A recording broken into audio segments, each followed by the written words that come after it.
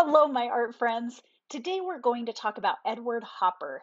He was born in 1882 in a small shipbuilding community on the Hudson River, and you can see his love of boats that influenced his work. We can talk about that a little bit more as we look at his paintings. But he was supported by his family. At age 5, his parents realized that he had natural talent and began to give him art lessons. But it wasn't until he was 40 and got married to Josephine Nivison that he was able to become a professional artist. She was also an artist and actually had the bigger career at the time and was able to say, "Hey, you should see my husband's work," which took off then. After that, she began to support him and become his manager, and she's also his muse. She's the model that he used for most of the women in his paintings, which I think is pretty cool. He loved the Impressionists. He loved studying light. He traveled to Paris a few times, and he felt like that was really his favorite place on earth. And as you look at his paintings, look at that light, the way the sky is lit up, the way the light shows on the buildings, and the sharp diagonal shadows that he often has in his paintings. And you can really see that love of light there. He said that if he could paint anything, he would choose to paint the light on the side of a building, which I think is kind of awesome. Edward Hopper was really known for his lonely, kind of solitary paintings that really evoke like strong, like it feels like a memory or a half remembered dream. And you can see that a lot in his work here. If you take a look, especially there are the lonely houses, see the gas station with not there is while there is an attendant, there's a man there working at the pumps. you don't really you don't really think of the people in his paintings as like people that he's creating a portrait of. It's more that they're just part of the background. They kind of blend into the background. They're kind of anonymous. His most famous painting is this last one, and that is called Nighthawks. And you can see the people um, sitting in the diner, and they kind of look really solitary. This was painted right at the beginning of World War II, and you can see the like it has kind of a lonely, sad feeling. Even though there are people there together, they don't really seem to be together. They're not interacting with each other. And it's kind of interesting that even as we look in, we're looking in through a window. So we're kind of seeing them through the window, but we can't see the door to the diner. We really can't see a way to get in and be part of the picture. And that's kind of what creates that lonely feeling. Um, a lot of critics called this soft realism because it had such a dreamlike feel, but it's realistic in that, it's something that you can tell what it is. You can see in this, in the last picture that we show here, this was one of his last works. And you can see that really, like, he takes the people completely out of it. It's just a window in a room and the light coming in through the window. It almost has like an abstract feel to it. And if you remember, an abstract is when it's not a picture of anything you can recognize immediately. Um, it's kind of amazing, right? Something so simple as light shining in through a window on a wall, and it really gives you an emotional reaction, right? What do you feel when you look at that? What does it make you think? One quote that I love from Edward Hopper is, "Great art is the outward expression of an inner life in the artist, and this inner life will result in his personal vision of the world." Okay, that's kind of big words, right? So let's talk about what that means a little bit. Great art is just art that shows our inside feelings, our emotions, and the things we think, shows those feelings by seeing the outside world. So great art shows the outside world, but it gives you an idea of what the artist is thinking. Now, as we start our own project, I want you to think about that. I want you to do something that is easy easy to draw, kind of simple, doesn't have a lot of things in it, but gives you an emotional feeling. So I'm thinking maybe for me, I want to do like a summer day. I'm thinking about it as we're talking. You think about it too. Maybe you want to do a rainy day. Maybe you want to do dark, quiet night. Totally up to you. But what I want you to focus on is more the feeling that you want from the painting than say like I want pretty flowers or I want to be, in a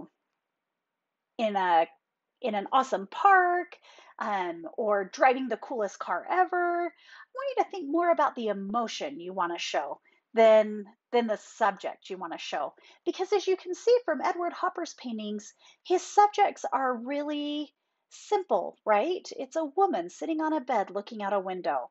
It's not a fancy subject, but it's a subject that really kind of creates an emotion and makes you want to think, makes you think about it.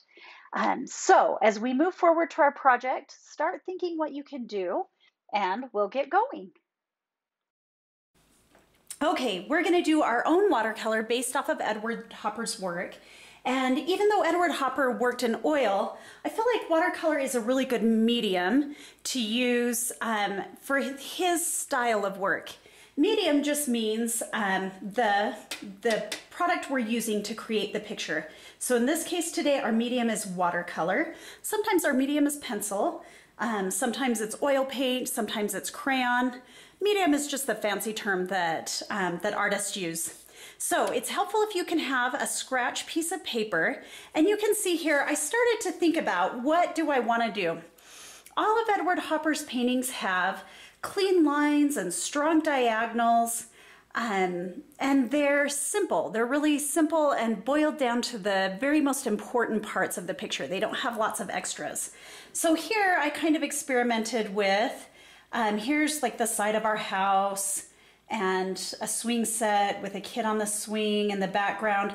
And you can see that I didn't take time to put in a lot of details, but I just really quickly drew it out. And I'm not really sure I'm super in love with that. So I'm thinking maybe instead, maybe I'm gonna do a little girl, in this case probably Amanda, and maybe she's making like hollyhock dolls in some hollyhocks. We have these growing in our yard in lots of places. Kind of like that, but there's not as much focus to it. There's not as much in the picture. The hollyhocks will be kind of a big thing because they're going to be bushy at the bottom. This is a painting I've thought about before, but I'm not really sure. I think I'm going to stick with this. Okay, so I can just, you see how quick I worked that out. Super fast. I'm just thinking about it really quick and then moving on to the next thing. I can draw more if I need to, think about it a little bit more. But I'm also going to keep this scrap paper in case I want to do any testing with my watercolors. Now, it is really handy if you have the time and can tape down your paper, because when the paper gets really wet, it also gets kind of wrinkly. It kind of ribbons up. So if you can tape down your paper, that is great. Just two sides will be great. That'll work well. Now, one thing I love about watercolors is that you can really experiment. You can really change the look of the color by having a lot of pigment in there, or I can use a lot of water with just a little bit of pigment, and look how I get a way different look. I can also kind of float the paint. Even after it's down on the page, I can float it around a little bit. So I'm going to keep this scrap paper close by so that I can kind of test things out. Maybe I want to mix some colors together, and I'll think about that as I go. Okay, so really quick, I'm going to sketch in the side of my house. So I'm going to have my roof come down. And you can see I am just sketching so lightly and so quick. And the reason for that is that the pencil will show through the watercolor. I don't really love that. Okay, let's try. The pencil is going to show through. So if I press really hard, you're gonna have really dark marks, and the pencil might even, like the graphite might even get into the paint a little bit, which I don't love. So I'm gonna put in just the very basic, biggest things. I'm erasing as little as possible, which works because I'm only drawing like the very, very basic things. Okay, I'm gonna put in my window and its window frame. And in the background here, I think maybe what I don't like is that the swing set's too big. So maybe I'm gonna make the swing set like really far in the background. So legs coming down. Now, if I wanted to, I could put a little more, I could put in the pipes of the swing set with my pencil, since that's going to be something that's hard for the watercolor to, it's hard to stay in the lines. Does that make sense? So watercolor isn't necessarily as easy to do for the little details. So I'm going to go ahead and sketch in a little bit more. Oh, I'm losing my eraser. A little bit more for that swing set.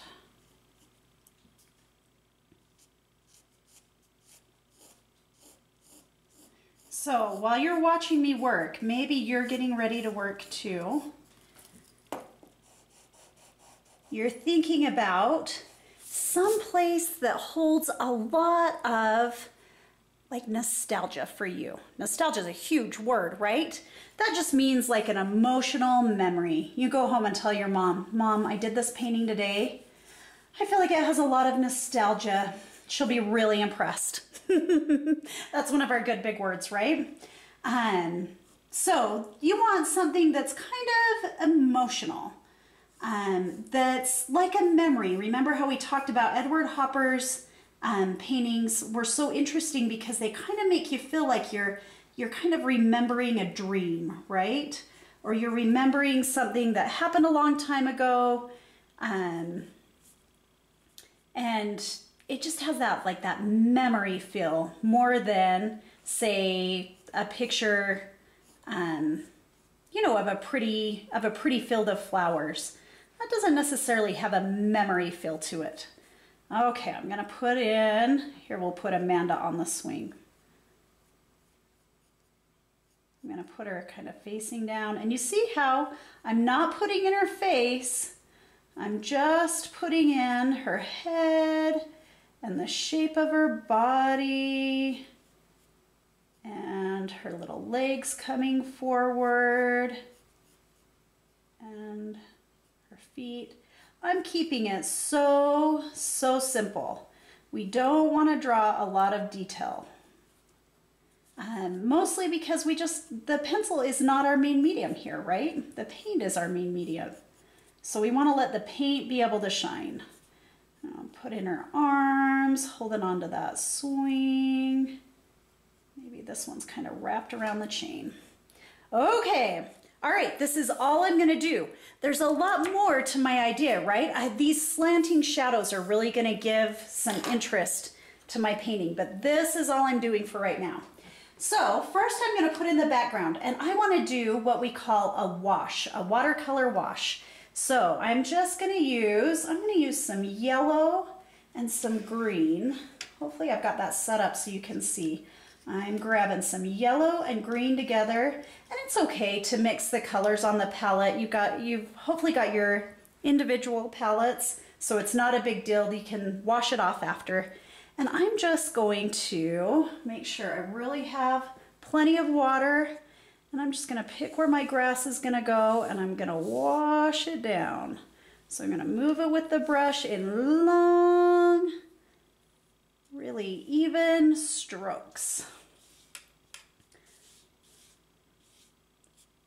I'm gonna have to load up with more water and more paint kind of frequently, especially for a wash, because it's gonna soak into the paper and absorb in pretty quickly. And here, I'm gonna see if I can blend. So I dipped in and got some more water.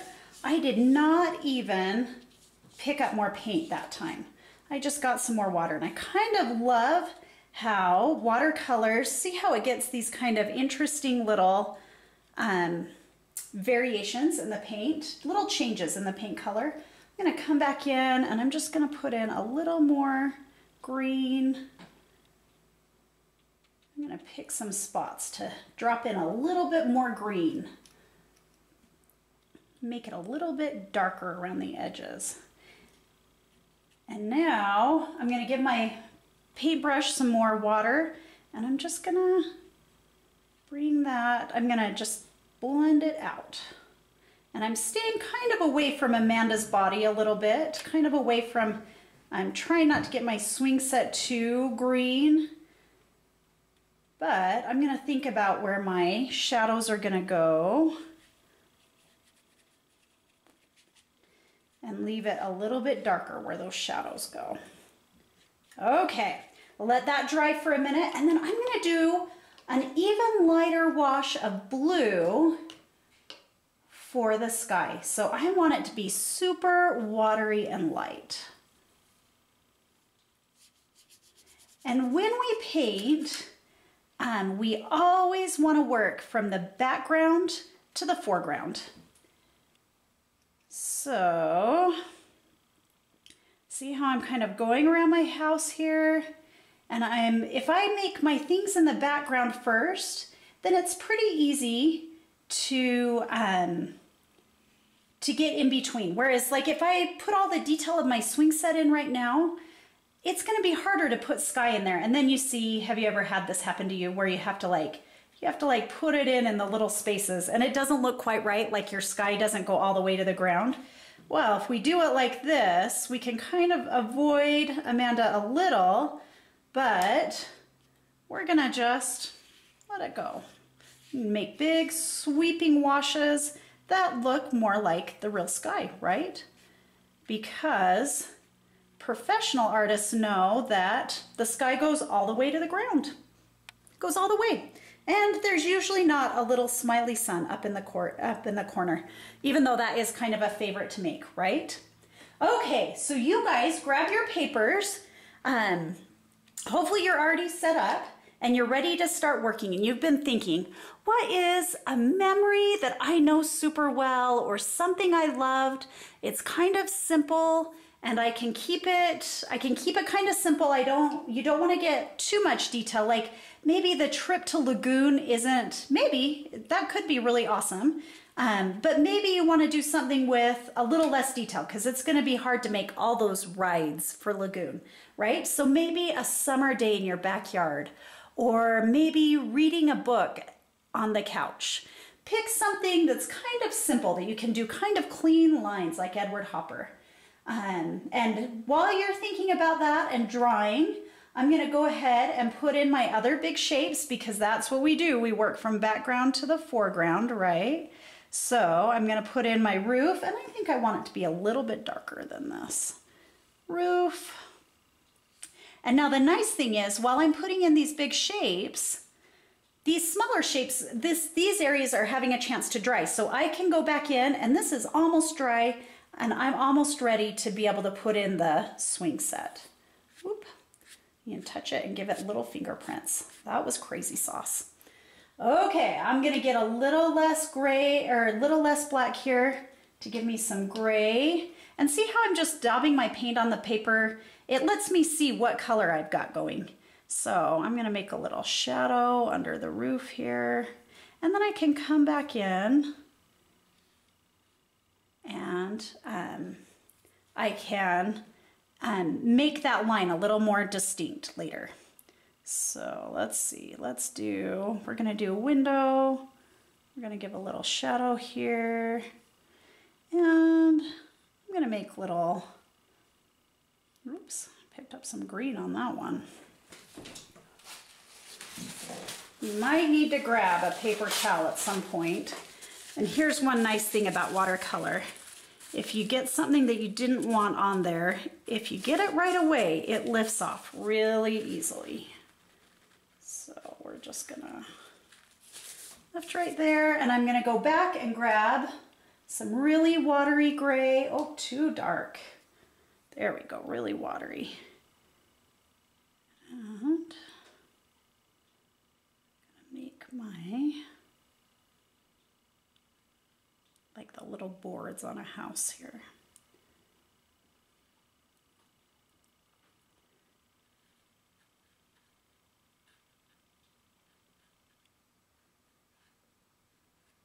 Okay, are you getting your picture drawn in?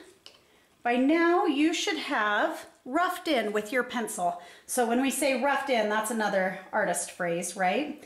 It just means we just drew really basically, like we've got right here. Now I've got all my background stuff kind of done. The next thing I want to do is I want to make the next biggest space. So I'm going to put in the window, and I want it to be just barely blue. Just how windows kind of have that little bit bluish tint to them. Ooh, I like that. I like that a lot. I might put that on some of the boards too for my house. It's kind of fun to experiment. And like I say, if you don't love it, you can always lift it off if you do it right away. Okay, I have all of my big spaces done. And maybe I need to give it just a minute, but hopefully, because I started with my grass, I'm pretty dry and I can come in and start making my swing set stuff. So here, I'm gonna use a little bit more paint. I'm gonna mix a little bit more paint in with the water. And I'm just gonna go in. And one thing I love about watercolors is that they kind of bleed together. I think that looks really interesting. But sometimes it's not ideal. Like for the swing set, you don't really want it to bleed in with your grass. So you have to decide. I feel like I don't get too stressed about it because that is just one of the cool things about watercolors. You kind of just have to let it do what it does.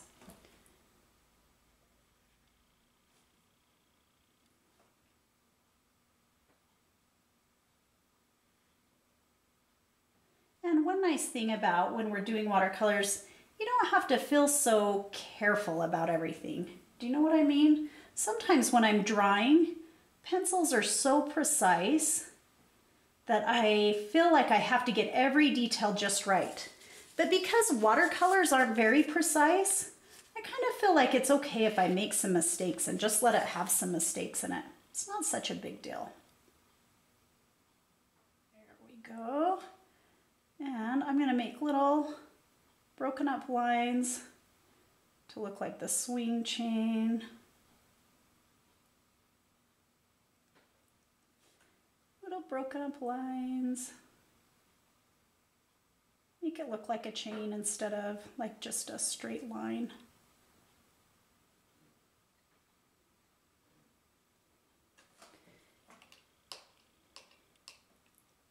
And then I'm going to put in Amanda. Now, skin color with our palettes is a little bit tricky. I'm not going to lie. I'm going to clean up this orange just a little bit. This yellow. And I'm going to get some yellow and some orange and lots of water. A lot. And I'm just going to test on here. Ooh, that's pretty orange. Might be a little too orange. That might be a little too yellow. Let's see. Ooh, that looks about right. Okay. I don't want it to be too dark. Oh, it's still a little bit yellow, but that's okay.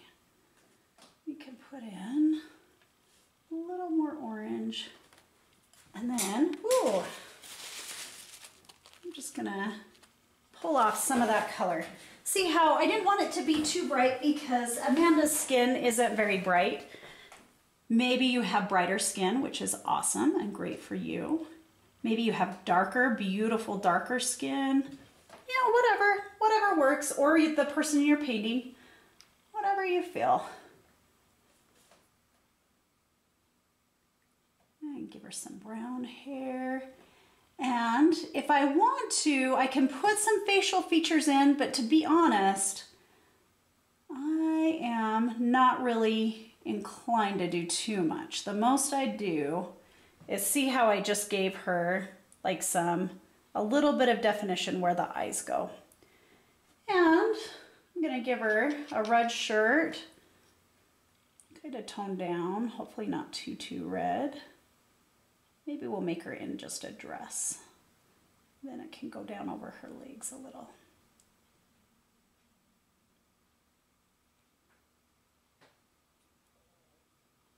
There we go. And I'm gonna make my swings blue. Just see just a teeny bit. Woo, too much.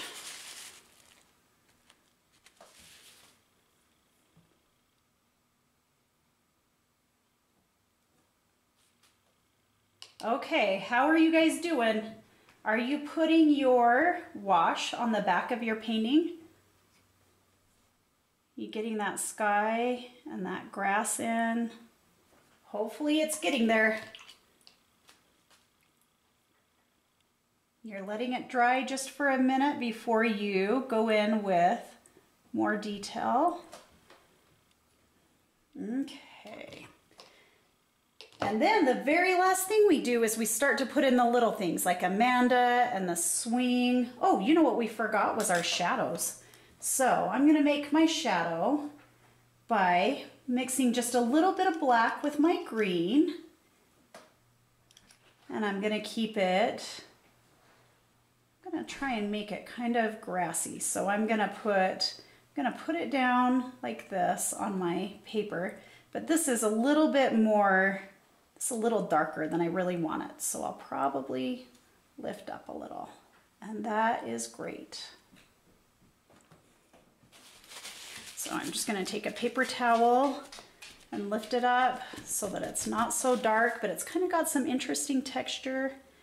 And I'm gonna do the same thing by the house and give the house, and I think I'm gonna kind of give it some texture as I go. Ooh, that is really dark, but that's okay because I can put it in and kind of mix it out a little into the grass, and then I'm gonna lift it up so it won't be such a big deal. There's my big house shadow. And see how I lift it up, and it kind of gives it a little bit of a grassy feel. I can come back in with a little more green if I want to. One thing I love about doing a painting like this is if you make some mistakes, it's okay. It's really not a big deal. You can experiment with it, and you might find that you've found something new that you really like, or maybe something that you probably won't do again, and that's okay too. It doesn't have to be perfect. This is just an experiment. We're trying to do something that has that same lonely, interesting look that Edward Hopper's work has.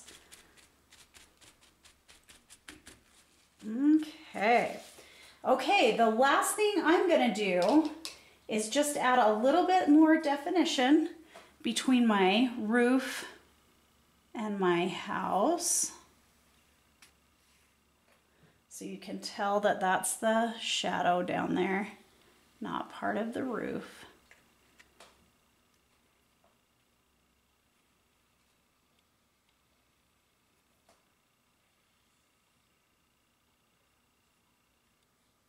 Okay, are you putting in your details? Getting all those details in? And here I'm just gonna blend in a little bit because I don't want it to just look like I outlined my roof. So I'm gonna blend in and bring this up into the roof part a little bit. Kind of gives it some more texture.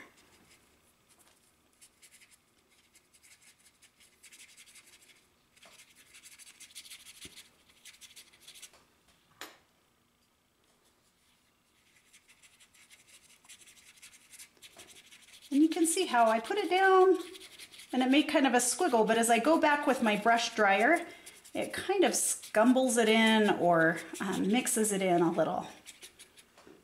Okay, here we have a lonely, kind of lonely backyard scene, somewhat like Edward Hopper. Ooh, that line struggled. That's okay. We all make mistakes, right?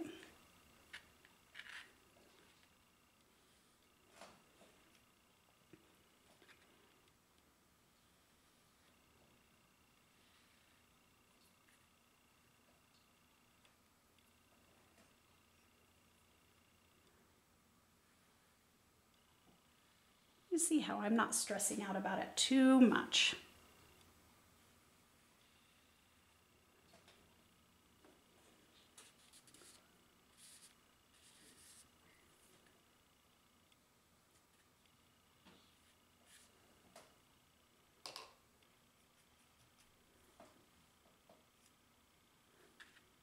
When I do these little detailed parts, I want my brush pretty dry. Okay, I think that is a good spot for our Edward Hopper piece. If you have any questions, your teacher can help you out. But like I say, don't get too stressed out about it. This is just an opportunity to try some watercolor and have some fun. Hope you guys have a great time.